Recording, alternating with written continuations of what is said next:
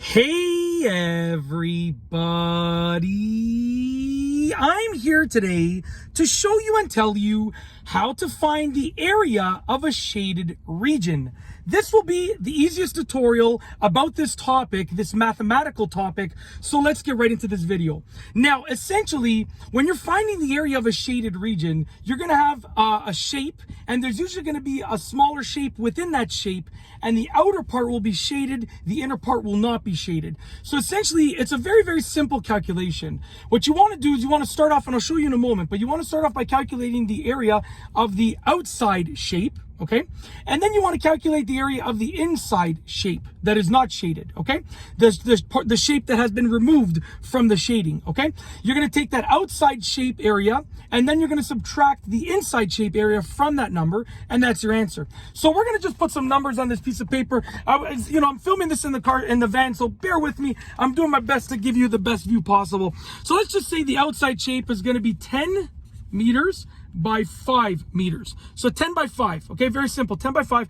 And we'll say that the inside shape is going to be 5 meters, okay, across by 2 meters, okay? I'm not sure if these numbers are coming out backwards or not based on the camera, but if they are backwards, I mean, just reverse them, obviously, but I'm pretty sure they should be okay. They look backwards when I look at the camera, but I think the end video will be okay.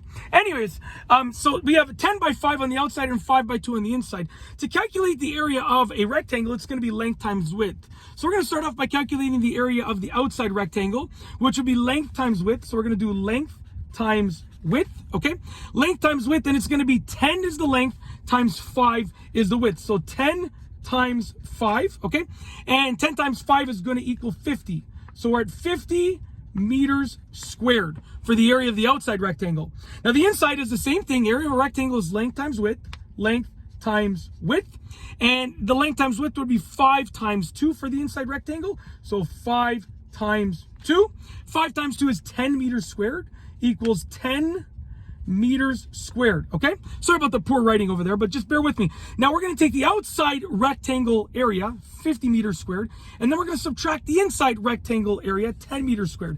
So 50 meters squared minus 10 meters squared is equal to 40 meters squared, okay? So 40 meters squared is our final answer for the shaded region.